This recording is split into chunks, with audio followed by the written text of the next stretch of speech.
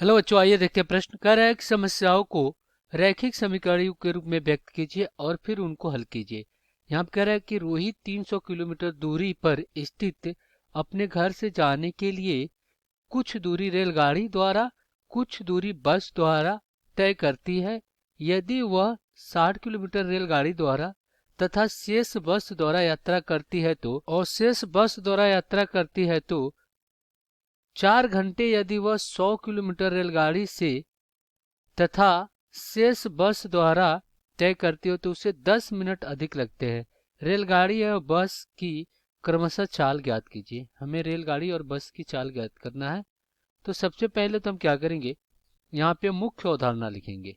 मुख्य अवधारणा, तो ये क्या होगा इस प्रश्न के लिए? तो देखिए, यहाँ पे हमें पता है कि समय बराबर क्या होता है। समय बराबर दूरी और बटा में चाल होता है। दूरी बटा क्या होता है? चाल होता है। और कह रहा है रैखिक समीकरण युग्म बदलिए। तो रैखिक समीकरण युग्म क्या होता है? देखिए, ये होता है a1x plus b1y plus c1 बराबर 0 और a2x plus b2y plus c2 बराबर 0। ये रैखिक समीकरण है। तो चलिए दिए गए प्रश्नों को हल करते हैं।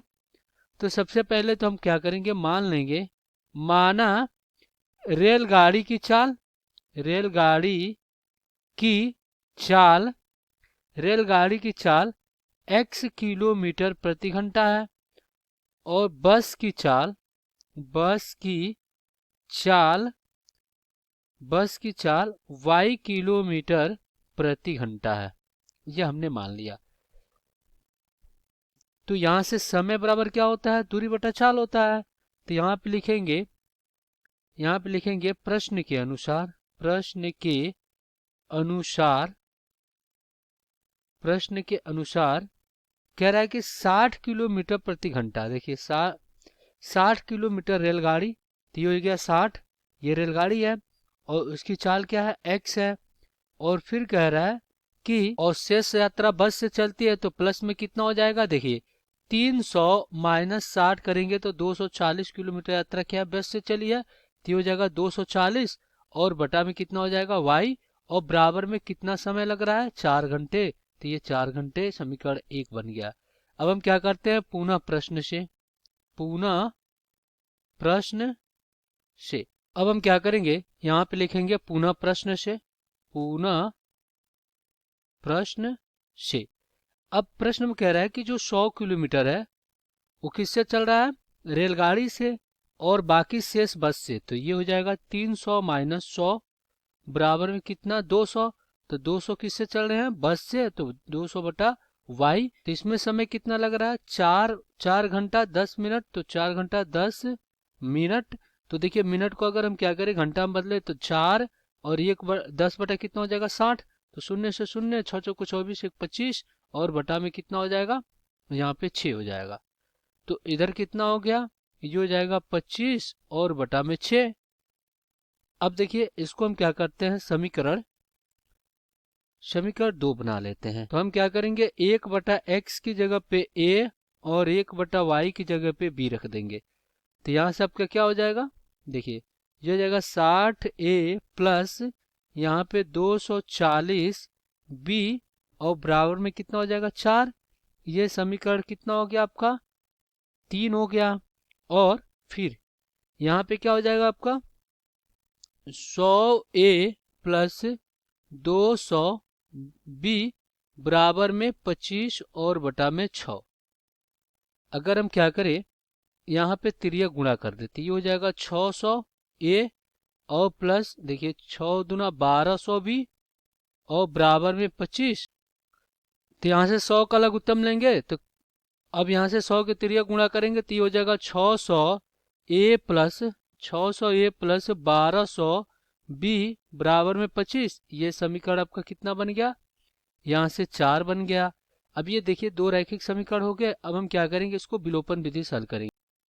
तो यहाँ पे हम क्या करते हैं, जो समीकरण 3 है उसमें 10 से गुणा कराते हैं। समीकरण 3 में 10 से गुणा करा, ये कितना हो जाएगा? ये हो जाएगा 600a प्लस जब 6 से गुणा कराएंगे, जब 10 से गुणा करें 600 है, और यहाँ पे 10 से गुणा कराएंगे तो 2400 भी हो जाएगा। तो हो जाएगा 2400 बी, और बराबर में कितना हो जाएगा 40।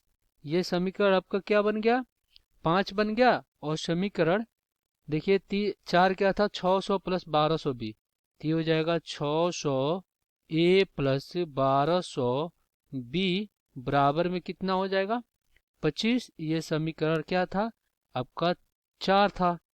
अब यहाँ पे देखिए घटा देंगे, माइनस माइनस और ये माइनस, ये आपका पूरा कट गया।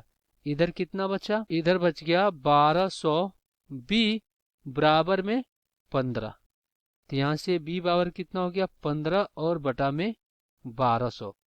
तो यहाँ पे अगर हम क्या करते हैं 3 से भाजित करते हैं, 3 पचे 15 और इसको 3 से भाजित करेंगे तो 400 बार में कट जाएगा। तो b बराबर कितना आ गया 5 और बटा में 400। तो इस b के मान को हम क्या करते हैं समीकरण 5 में रख देते हैं। समीकरण 5 में 600 ए प्लस 2400 बी, तो यहाँ पे क्या है 600 ए प्लस 2400 बी और ये आपका 40। तो यहाँ पे रखते हैं तो देखिए ये हो जाएगा 600 और गुणे में ए है और प्लस यहाँ पे बी कितना आया था 5/40, तो हो जाएगा 2400 और 5/400 और बराबर में कितना 40। तो देखिए 2 जीरो से जो यहाँ पे 6 को 24। तो यहाँ पे आपका क्या आ गया 600 ए और प्लस 6×25, तो ये हो गया 30 और बराबर में 40। तो यहाँ से हो गया 600 ए बराबर में कितना आ गया 10 आ गया। इसको घटाएंगे तो ए बराबर कितना हो गया 10 और बटा में 600, तो एक शून्य कट गया। तो ए बराबर कितना आ गया 1/60। तो यहाँ पे देखिए ए बराबर 1/60, तो ए कितना था 1/x, तो ये हो जाएगा 1/60। तो यहाँ से x कितना आ गया 60 आ गया। और देखिए यहाँ पे b कितना आया था, यह था 5 और बटा में 400।